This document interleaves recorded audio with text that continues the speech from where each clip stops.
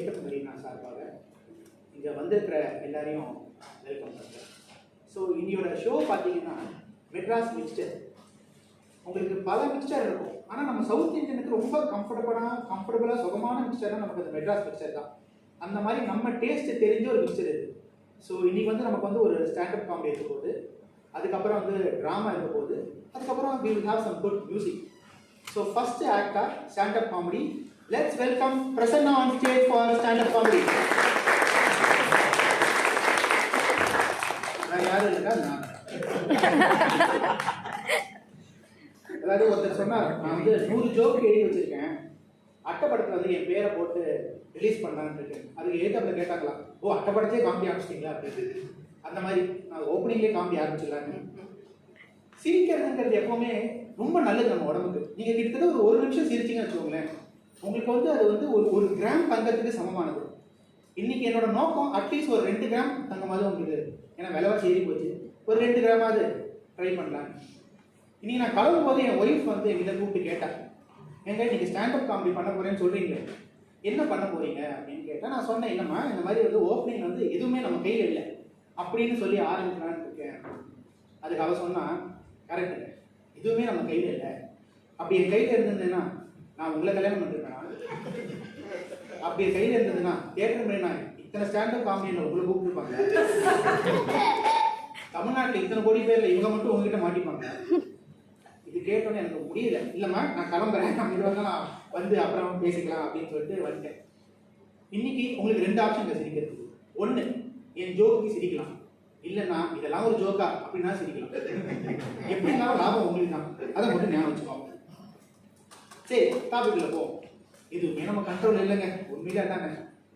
இப்போ நீங்க பார்த்து வச்சோங்களேன், நம்ம பிறக்கிறது நம்ம கண்ட்ரோல் இல்லை, நம்ம யாருக்கு பிறக்கிறோம் நம்ம கண்ட்ரோல் இல்லை, நம்ம பேர் அது கூட நம்ம கண்ட்ரோல் இல்லை.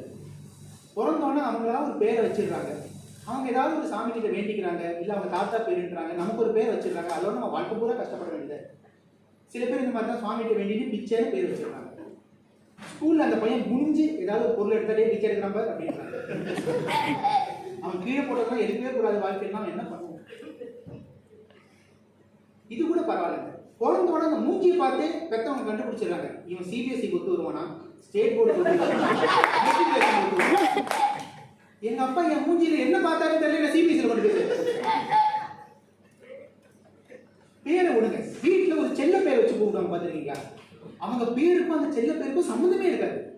புஜ்ஜிமா, அமுலு குட்டி, பொம்முலு குட்டி, நாயே, இப்படிலாம் வீட்டில் செல்ல பேர். அந்த செல்ல பேரை எங்க எப்போ கூப்பிடக்கூடாதோ கரெக்டாக அங்கே கூப்பிடுவாங்க. வீட்டில் ஃப்ரெண்ட்ஸ் வந்து உட்காந்துருப்பாங்க, பின்னாலேயும் ஒரு கொலை வருவான், டே புஜ்ஜிமா வந்து காலி எடுத்து வர செத்த. மறுநாள் ஸ்கூல் பூரா என் பேர் புஜ்ஜிமான்னு பரவுது. சில பொண்ணுங்க பார்க்க அழகா இருப்பாங்க, நம்ம ஆனால் பேச கூச்ச போட்டு இருப்போம், அந்த பொண்ணுங்களாம் என் பேர் இப்போ புஜ்ஜிமான்றாங்க. இது எந்த அளவுக்கு பரவிச்சுன்னா 2 நாள் கழிச்சு அட்டனன்ஸ்ல கூப்பிடுறாரு புஜ்ஜிமா அப்படின்னு. நான் எஸ்ன்னு சொல்றதா நோன்னு சொன்னா ஆப்ஷன் போட்டுருவாரு. வளர்ந்து பெரிய ஆளாகி நல்ல பேர் வாங்குறதுக்கு இவங்களே அப்பவே ஒரு நல்ல பேர் வச்சிருந்தாங்க இல்லையா? அது கூட பரவாயில்ல. செல்ல பேரை வந்து சுருக்கி கூப்பிடுவாங்க பார்த்துருக்கீங்களா? பார்த்த சாரதி, பெருமாள் பேர் எவ்வளவு நல்ல பேர், கூப்பிடுறது பாச்சா, அது ஒரு பூச்சி பேர். சில பேர் லாஜிக்கே இல்லாம சுருக்குவாங்க. மஞ்சுளாங்கிற பேரை சுருக்கி மஞ்சுமான்னு கூப்பிடுவாங்க. சத்தியமா எனக்கு புரியல, லாபம் மாவா மாக்கத்தை எப்படிங்க சொல்றது? இது கூட பரவாயில்ல. என் ஃப்ரெண்டு ஒருத்தன், அவன் பேர் மாணிக்கம், அவனை சுருக்கி எல்லாரும் மானின்னு கூப்பிட்டாங்க. இது ஒன்றும் பிரச்சனை இல்லை. ஆனா அவன் தம்பி பேரு சாணக்கியன். எல்லாரும் சாணி சாணி கூப்பிட்டு அவன் காஞ்சிப்ப வெரைட்டி ஆயிட்டான். சில பேரை சுருக்கிடுவாங்களோ நம்ம ரொம்ப பயப்படுவோம். ஒரு எக்ஸாம்பிள் சொல்றேனே, ப்ரொடியூசர் கேட்டி கொஞ்சம் ஏங்க ஒன்னும் கூப்பிடக்கூடாதா, ஏன் தப்பா யோசிக்கிறீங்க? சில பேர் என்ன பண்றாங்கன்னா வித்தியாசமான பேர் வைக்கணும் அப்படின்னு முடிவு பண்ணிடுறாங்க. முன்னெல்லாம் சான்ஸ்கிரிட், தெலுங்கு அப்படின்னு எடுத்திருந்தாங்க, எல்லாம் விட்டாங்க. இப்போ ஒரே வெளிநாடு தான், லாட்டின், அமெரிக்கன், பெர்ஷியன் அப்படி. இப்படி என் பக்கத்து வீட்டில் இருந்த ஒருத்தர் வந்து கனடால ஓஜிபே அப்படின்னு ஒரு குரூப் ஆஃப் பீப்புள் இருக்காங்க, ரொம்ப பழங்காலத்துனாங்க. அந்த பாஷையில இருந்து ஒரு பேர் எடுத்து வந்து பையனுக்கு வச்ச பேரு ஓடிட்டான். அவனுக்கு ஓடிட்டான்னு பேர் வச்சதை விட அவுத்து போட்டு ஓடிட்டான்னு வச்சிருக்காங்க. அப்பதான் டிரைவர் சொல்லிட்டு வளர்ந்தோடனே அவங்க அப்பா ஒரு நாள் என்கிட்ட வந்தார், என் பையன் ஓடிட்டான். ஆமா, என் பையன் ஓடி. இல்லைங்க என் பையன் ஓடிட்டான். ஆனால் உங்கள் பையன் ஓடினா என்ன? என் பையன் பக்கத்து வீட்டு பொண்ணோட ஓடிட்டான். அதனால பேர் ஒரு கொஞ்சம் பார்த்து வைங்க, அந்த அர்த்தம் பாதிப்பு ஏற்படுத்தலாம். பேர் என்னோட தான் ஞாபகம் இருக்குது. நான் வந்து ஒரு மியூசிஷியன், நான் ட்ரம்ஸு பர்கஷன்லாம் வாசிப்பேன். இது காமெடி இல்லை, இருந்தாலும் வேற எப்படி தான் நான் சொல்கிறது. இப்படி ஒரு நாள் கச்சேரிக்கு போகும்போது இது என்ன பீரியட்னு பார்த்தீங்கன்னா, இந்த 2015 வெள்ளம் வந்ததுல அது முடிஞ்சு கொஞ்ச நாள் போயிடுச்சு. ஒரு மியூசிஷியன் திடீர்னு வரலான்னு சொல்லிட்டாரு. ஸோ கடைசி நிமிஷத்தை நம்ம இன்னொரு தடவை கூப்பிட்டு போகிறோம். ஆனால் ட்ரெயின் முன்னாடி ரிசர்வ் பண்ணிருப்போம், பேரை மாற்ற முடியாது. ஸோ அவர்கிட்ட டேய் சதீஷ்ங்கிற பேர் நீ வர, ஏதாவது ஒன்று ஐடி ப்ரூஃப் கேட்டாங்கன்னா இப்போ வெள்ளம் வந்துருக்கு, இடத்துல அடிச்சு போயிடுச்சுங்க அப்படின்னு நீ சொல்லிக்கோ, நம்ம சமாளிச்சிடலாம் அப்படின்னு சொல்லி கூப்பிட்டு போகிறேன். போய் ட்ரெயின் கிளம்பி கொஞ்சம் தூரத்தில் ஃப்ளூட்டிஸ்ட்டு தபலா பிளேயரோட தபலாவை தாண்டிட்டார். தபலா பிளேயரா கொதிக்கிறாரு, எப்படா நீ இன்ஸ்ட்ருமெண்ட்டை தாண்டலாம், இனிமேல் எப்படா உனக்கு தபலா வாசிக்க வருவோம்னு இவர் குதிக்கிறாரு. நான் ஃப்ளூட்டிஸ்டா, நான் ஏன்டா தபலா வாசிக்கணும்ன்றாரு. இதோட விட்டுருந்தா பரவாயில்ல, அவனை பார்த்து கேட்டாரு ஏன் ஏற்கனவே தாண்டிட்டியான்னு. அந்த தகராறு பிடிச்ச உட்காரத்துக்குள்ள டீச்சர் வந்தார். கரெக்டா நம்ம யார்கிட்ட கேட்கக்கூடாதுன்னு நினைக்கிறோமோ டீச்சர் எப்படிதான் கண்டுபிடிப்பாங்களோ ஃபர்ஸ்ட் அங்க போய் நிற்பாங்க. நேரம் அவன்கிட்ட போனாரு, தம்பி உன் பேர் என்னன்னாரு. இது ஏதாவது சொல்லக்கூடாதா, வெள்ளத்துல அடிச்சு போயிடுச்சுங்க. அவன் பிரச்சனை ஆயிட்டாரு, இந்த மாதிரி பேர் கூட வெள்ளத்துல அடிச்சுட்டு போவோம். அதுலயே கண்டுபிடிச்சு எங்களை ஃபைன் தீட்டுன்னு தீட்டிட்டாரு. இது மிச்சவங்க பேரு. எனக்கு எங்க அப்பா பேர்லயே பிரச்சனை. எங்க அப்பாவுக்கு வீட்டில் வச்ச பேரு பத்மநாபன், கூப்பிடுற பேரு பாபு. இவர் ஏதாவது ஒரு பேரை டாக்குமெண்ட் எல்லாம் கொடுக்கூடாதா, பாதி இடத்துல பத்மநாபன் கொடுத்து வச்சிருக்காரு, பாதி இடத்துல பாபுன்னு கொடுத்து வச்சிருக்காரு. இப்போ நான் ஏதாவது விசாக்கு அப்ளை பண்ணேன்னா சத்தியமா எனக்கு வராது. ஏன்னா பாதி டாக்குமெண்ட் அப்படி இருக்கு, பாதி டாக்குமெண்ட் இப்படி இருக்கு. திடீர்னு 10th எக்ஸாமுக்கு முன்னாடி இந்த ஹால் டிக்கெட் தரணும் இல்லையா, அப்ப எனக்கு மேலே கூப்பிடுறாங்க, பிரசன்னா கீழே ஆஃபீஸ் ரூம் வாங்க. என்னன்னு போய் கேட்டா, நீ இன்னி வரைக்கும் பி பிரசனாவா இருந்தா நாளையிலேருந்து நீ பி பிரசன்னான்றாங்க. ஏன்னு கேட்டா உங்க அப்பா பர்த் சர்டிஃபிகேட்ல பாபுன்னு கொடுத்துருக்கான்றாங்க. நான் மேலே போய் எப்படி சொல்லுவேன்? பி பிரசனா இருந்தானா இன்னிலேருந்து பி பிரசனா இனிஷியல் மாறி போச்சுன்னா எப்படி சொல்லுவேன்? பிபிஆர் எனக்கு பிபி ஏற்றி விட்டாங்க. எங்க அப்பாவும் பிரின்சிபலும் ரொம்ப க்ளோஸ் ஃப்ரெண்ட்ஸ். எப்படின்னு கேட்டீங்களா, நான் கொஞ்சம் ரொம்பவே சுமாரா படிப்பேன். கூப்பிட்டு இவங்க 2 பேரும் பேசி இப்போ இவங்க ஃப்ரெண்ட்ஸ் ஆயிட்டாங்க. இப்படி ஒரு நாள் மாதிரி கூப்பிட்டு வச்சு இப்பெல்லாம் பார்த்தோன்னே எப்படி இருக்கீங்க, வீட்டிலலாம் சொல்லிக்கணும், இப்படி பேசுறதா என்ன பத்தியே பேசுறது, அந்த அளவுக்கு ஃப்ரெண்ட்ஸ். ஒரு நாள் கூப்பிட்டு வச்சு அவங்க 2 பேரும் உள்ள பேசிட்டு இப்போ என்ன உள்ள கூப்பிடுறாங்க. அப்பா டேய் நான் பிரின்சிபல் எல்லாம் பேசிட்டேன், வர எக்ஸாம்ல நீ எல்லா சப்ஜெக்ட்லயும் 90 மார்க்ஸ் மேல வாங்கணும் அப்படின்னு. நான் வந்து சொன்னேன், இல்லப்பா எல்லா சப்ஜெக்ட் நான் 100 மார்க்ஸ் வாங்கிடுறேன் அப்படின்னு. பிரின்சிபல் நான் எப்படி படிப்பேன்னு தெரிஞ்சு கோச்சிட்டு, ஏய் என்னடா காமெடி பண்றியா அப்படின்னு. யார் ஃபர்ஸ்ட் காமெடி பண்ணுது? அவர் பிரின்சிபலுக்கு எல்லாத்தையும் என்னதான் சொல்லுவாரா? எக்ஸாம் முடிஞ்சது, கம்மி மார்க் எடுத்தேன். உடனே எங்க அப்பா கூட்டாரு, கம்மி மார்க் எடுத்துட்டேன், அடிச்சு வச்சாதான் இதெல்லாம் சரிப்பட்டு வரும். நான் சொன்னேன், கரெக்டுப்பா, நானும் இதையே தான் நினைச்சிட்டு இருந்தேன். இதை சரி பண்ண வாத்தியாரோட அட்ரஸ் எனக்கு தெரியும், இப்பவே கிளம்பும்போது எங்க அப்பாவும் அடிச்சார் என்ன. அதுக்கப்புறம் என்ன சொல்லியும் திருத்த முடியல, கடவுளை நம்பிதான் இருக்குன்னு. எங்க அப்பாவுக்கு பக்தி வேற ஜாஸ்தியா போச்சதுக்கப்புறம் ஒரு நாள் இப்படிதான் என்ன கூட்டு கோயில் போயிட்டு இருக்காரு. கோயில் போட்டு இருக்கும்போது பக்கத்துல சீட்ல உட்காந்து சும்மா இருக்க மாட்டாங்க, ஏதாவது வாயப்படியும் அவங்களுக்கு கோயில் போகணுங்கிறது நம்ம வாயப்படின்னு இருப்பாங்க. எங்க அப்பாட்ட ஏதோ பேசிட்டே வந்தாங்க. கொஞ்சம் தூரத்துல கேட்டாங்க, இந்த மாதிரி எங்க போறீங்க எப்படி போனோம், இந்த மாதிரி என் பையன் வந்து பாஸ் ஆகிட்டா, நான் நடந்தே கோயில் வரைக்கும் வேண்டிட்டு இருந்தேன். அவன் கேட்கறாரு, என்னங்க பஸ்ஸில் வரீங்க அப்படின்னா, அந்த நாள் தான் ஃபைலா போயிடுச்சுன்னு என்ன மறைக்கிறாரு. அதுக்கப்புறம் எப்படியோ அந்த கடவுளை பார்த்த புண்ணியமோ ஏதோ ஒன்று பண்ணி ஃபைனல் எக்ஸாம் எழுதி முடிச்சு வந்துட்டேன். ரிசல்ட் நாள் வீட்டில் ஒரே பரபரப்பு, காலையிலேருந்து யாரும் சாப்பிடல. எங்கள் அப்பா கம்ப்யூட்டர் முன்னாடி நின்று அப்படியே ஆர்வமாக பார்த்துட்டு இருக்காரு. என் நம்பரை போட்டு என்ட்ரு அடிக்கிறாரு, அப்படியே நெஞ்சு பிடிச்சிட்டு கீழே உட்காந்துரு. எனக்கு கவலையாக போயிடுச்சு. வயசான காலத்தில் எங்கள் அப்பா என்னால் ஏதாவது பண்ணிட்டேனோ, நான் மார்க் அவ்வளோ கேவலமாக எடுத்துட்டேன்னா கிட்ட போய் பார்த்துட்டேன், டிவி பாஸ் ஆகிட்டியாடான்றாரு. நெஞ்சு பிடிச்சி நான் கீழே உட்காந்துட்டேன். அப்பா நான் பாஸ் ஆகிட்டேன். எப்படி எழுதிருப்பேன்னு உங்களுக்கே தெரியும். இப்படியோ ஃபைனல் எக்ஸாம் பாஸ் பண்ணிட்டு 10th முடிச்சோன்னே வீட்டில் கிளியரா சொல்லிட்டாங்க, தம்பி தயவு செய்து கூட கனவுல கூட நீ சயின்ஸ் எடுத்துடாது, நீ காமர்ஸ், அது நீ படிச்சாலே பெரிய விஷயம். அதை எடுத்தோன்னா அடுத்த 2 வருஷங்க எங்க அப்பாவும் பிரின்சிபாலும் இன்னும் க்ளோஸ் ஃப்ரெண்ட்ஸ் ஆயிட்டாங்க. அவ்வளோ வாட்டி கூப்பிட்டு வச்சிருக்காங்க. அதுக்கப்புறம் எப்படியோ 12th ஹாஃப் இயர்லி எக்ஸாம் வந்தபோது இப்போ என் பிரின்சிபாலும் கவலை ஆயிடுச்சு. ஏன்னா நான் ஏதாவது பண்ணி ஸ்கூல் ரெப்புடேஷன் போயிடுவேன். இப்போ அவருக்கு பார்த்து ஜாஸ்தி ஆயிடுச்சு. நான் பிரின்சிபல் எங்க அப்பா 3 பேரும் சேர்ந்து கோயில் போறோம், இப்படி எப்படியாவது பாஸ் பண்ணிருக்கேன் அப்படின்னு. கோயிலுக்குள்ள போகும்போது வாசல்ல 2500 ரூபாய் மதிப்புள்ள ஒரு செருப்பு உள்ள போகும்போது இருக்குங்க, வெளில வரும்போது இல்லை. என்ன பண்ணுவேன்? வேற வழி இல்லாம ஏன் செருப்பை போட்டுட்டேன். அப்படியே கொஞ்சம் வரும்போது ஒரு மிக்சர் கடை இருந்தது. அவன்கிட்ட போய் அப்பா வாங்கி கொடுங்க, பணம் சரியா வாங்கிக்கோ.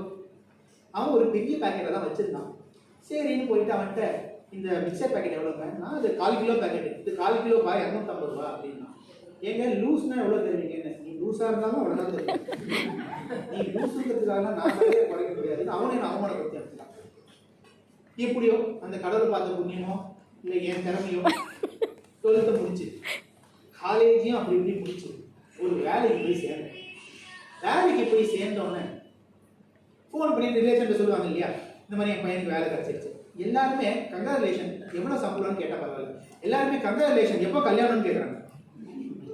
இதை ஒரு 4 பேர் கேட்டால் வீட்டில் சும்மா இருப்பாங்களா? எப்படியோ நான் கன்வின்ஸ் பண்ணி அடித்து பிடிச்சி ஒரு மேட்ரிமோனி சைட்டில் என் ப்ரொஃபைலை அப்லோட் பண்ணாங்க. ப்ரொஃபைலை அப்லோட் பண்ணும்போது அவங்களால என்னோட படிப்பை பற்றி பெருசாக போட முடியல, என்னோட சம்பாதியத்தை பற்றி பெருசாக போட முடியல. ஆனால் எனக்கு எந்த கெட்ட பழக்கமும் இல்லை இந்த ஜோக் சொல்கிறத தவிர. ஸோ இதை மட்டும்தான் போட முடியும் அப்படின்னு ஒரு முடிவுக்கு வந்து என்ன பண்ணாங்க, நல்லா இன்சிஸ்ட் பண்ணி பையனுக்கு வந்து எந்த கெட்ட பழக்கமும் கிடையாது, பையன் தண்ணி அடிக்க மாட்டான், பையன் சிகரெட் பிடிக்க மாட்டான், ஏன் பையன் டீ காபி எதுவுமே சாப்பிட மாட்டான், ரொம்ப அழுகி போட்டாங்க. மறுநாள் 5 ஃபோன் கால் வந்தது, எல்லாமே பிளட் டொனேஷனுக்கும் ஆர்கன் டொனேஷன். எங்கே நான் நம்புறேன்.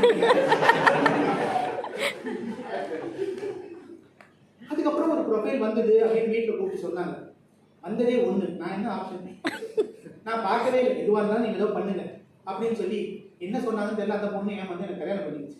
கல்யாணம் ஆனால் நான் வீட்டில் கூப்பிட்டு நான் சொன்னேன், இந்த மாதிரி ப்ரொஃபைல் வந்துருமா, நான் பார்க்க கூட இல்லை, உன்னை ஓகே பண்ணேன், நான் பெரிய தியாகி இல்லையா. அவ சொன்னா உன் ஃபோட்டோ பார்த்ததுக்கு அப்புறமும் நான் ஓகே பண்ணேன்,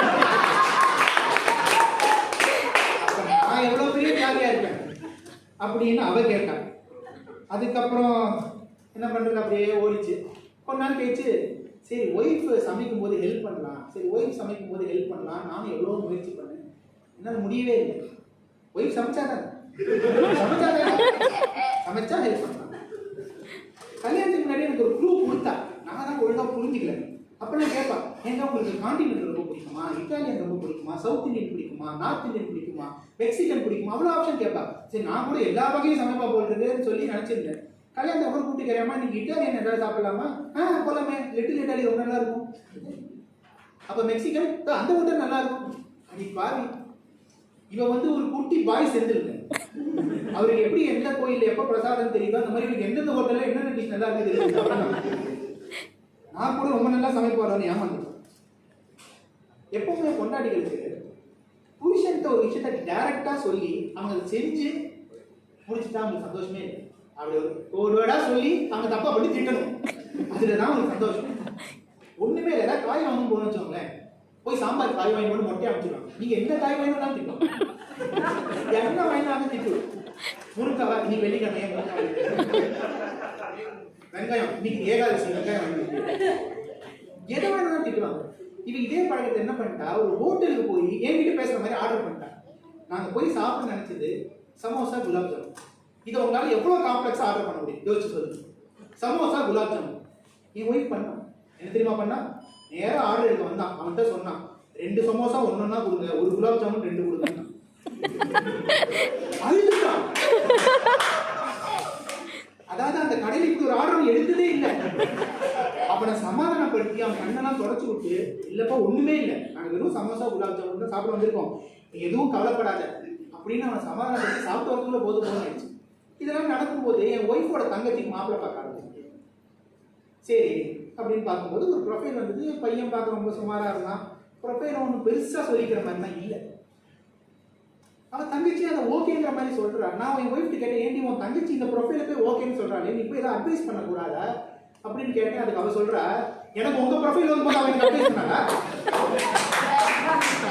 இப்போ நான் மட்டும் ஏன் பண்ணணும் அப்படின்ற. இவங்க சண்டையில போது ஏமானம் போச்சு. கல்யாண நாள் வந்துச்சு. சரி கல்யாண நாளைக்கு ஊருக்கு போகலாம் அப்படின்னு பிளான் பண்ணிட்டு வீட்டில் ஒரே தகராறு. கல்யாண நாளைக்கு நான் தனியா ஊருக்கு போய் சந்தோஷமா இருக்கலாம்னு நினைச்சேன், எப்படியே கண்டுபிடிச்சிட்டான்.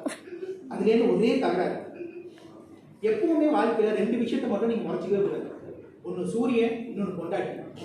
ரெண்டுத்த முறைச்சாலும் பாதிக்கணுமோ அப்படிதான். நான் உங்களுக்கு ஒரு சொல்றேன், நல்லா ஞாபகம் வச்சுக்கோங்க. உங்க லைஃப் ரொம்ப தேவைப்படுது. உங்க ஒய்ஃப் மேல நீங்க ஆர்குமெண்ட்டுக்கு போறதுக்கு முன்னாடியோ இல்ல சண்டைக்கு போறதுக்கு முன்னாடியோ 2 கேள்வி நீங்க உங்களுக்கு கேட்டுக்கணும். 1, நீங்க ரைட்டா இருக்கணுமா? 2வது, நீங்க ஹாப்பியா இருக்கணுமா? You can either be right or be happy.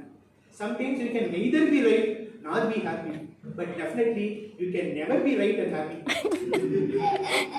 முதல் 1 வருஷம் நான் ரைட்டா இருக்க ட்ரை பண்ணேன், அப்ப சேர்ந்து ஹாப்பியா இருக்கேன். இப்பலாம் ரொம்பவே ஹாப்பியா இருக்கு.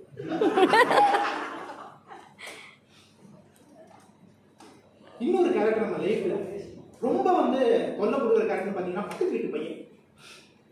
நம்ம எதெல்லாம் நம்ம ஒய்ஃபுக்கு தெரியக்கூடாதுன்னு நினைக்கிறோமோ கரெக்டா பார்த்து நம்ம ஒய்ஃப் கிட்ட சொல்ற ஒரு கேரக்டர் தான் நம்ம பக்கத்து வீட்டு பையன்.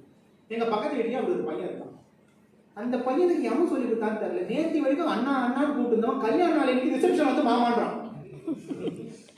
அவங்க அப்பா அம்மா தான், வேற யாரு போடாம. அவன் வந்தான் திடீர்னு. அவங்க ஒரு நாள் எனக்கு அங்கிள் இந்த மாதிரி காக்கா கத்தினா விருந்தாளி வருவான்னு சொல்றாங்களே, உண்மையா அப்படின்னு கேட்டான். ஆமாங்க, நானும் கேள்விப்பட்டிருக்கேன், காக்கா கத்தினா விருந்தாளி வருவாங்க. சரி, அப்ப எப்ப அவங்க எல்லாம் போவாங்க? காக்கா கத்தி வந்தாங்க இல்லையா, உங்க அம்மா கத்தி போயிடுவாங்க. அதுக்கப்புறம் இன்னும் நாளைக்கு வந்தாங்க. இந்த மாதிரி என் பையனை கொஞ்சம் விட்டுட்டு போறேன், நான் வெளில போறேன். நம்ம என்ன சொல்ல முடியும்? சரி தான் சொல்ல முடியும். அவன் அவன் பாட்டு படிச்சுட்டு இருப்பான், நீங்க பார்த்து போங்க அப்படின்னு சொல்லி விட்டுட்டு போனாங்க. அவன் ஏதோ தமிழ்ல சுதந்திர போராட்ட காய்களை பத்தி ஏதோ படிச்சுட்டு இருக்கான். திடீர்னு என்ன கூப்பிட்டு கேட்கறான், ஏங்க காந்தி ஏன் தாத்தா, நேரு ஏன் மாமான்னு கேட்கறான். இதுக்கு யாருக்குமே பதில் தெரியாது. அவன் கேட்கறான், ஏன் நான் நேரு தாத்தா இருக்கக்கூடாது, காந்தி மாமா இருக்கக்கூடாதுன்றான். என்னடா பேசுறா, அப்படிதான் காய்த்தாங்க, அப்படிதான் சொல்லி கொடுத்துருக்காங்கன்னா அப்ப இந்திரா காந்தி என் மாமா பொண்ணான். அவங்க எல்லாம் இப்படி பேசக்கூடாதா? காந்தி நம்ம நேஷன் ஆஃப் ஃபாதர் ஆஃப் நேஷன்ரா. என்னடா இப்படி பேசுறாங்க? ஃபாதர் ஆஃப் நேஷன் நம்ம அப்பான்னு கூப்பிட வேண்டியதான், ஏன் தாத்தான்னு கூப்பிடுறீங்க? அப்ப Gandhi grandfather of the நேஷன்றான். இவனை என்னன்னு சொல்லி சமாளிப்பேன், என்னால முடியல. அதுக்கப்புறம் திடீர்னு இப்படிலாம் பேசுற, காந்தி நம்ம நாட்டுக்காக நமக்காக உயிரை விட்டாரா அப்படின்னா, ஆமா ஆமா காந்தி நெஞ்சு வழியில செத்தாரு. காந்தி நெஞ்சு வழியில செத்தாரா? என்ன பேசுறேன், நான் படிச்சதே இல்லையா? ஆமா காந்தி நெஞ்சு வழியில தான் செத்தாரு. எப்படி நெஞ்சில செத்தாரு? காந்தி எப்படி செத்தாரு? கோட்சே சுட்டாரு. கோட்சே எங்க சுட்டாரு? நெஞ்சில சுட்டாரு. அப்ப நெஞ்சு வலி இருக்குல்ல, காந்தி நெஞ்சு வழியில தான் செத்தாரு. உங்க பசங்கள்லாம் இப்படி பேசாம இருக்கணும்னா, அடுத்து வரப்போற வந்தே மாதம் மீன்போம் போற ஷோஸ் தான் நீ கூட்டு போனீங்கன்னா நம்ம கையில் எதுவும் இல்லை. ஒரு வேளை அவங்களுக்கு சுதந்திர போராட்டத்தை பத்தி கொஞ்சம் தெரியலாம். So that's all from me. Thank you all for listening.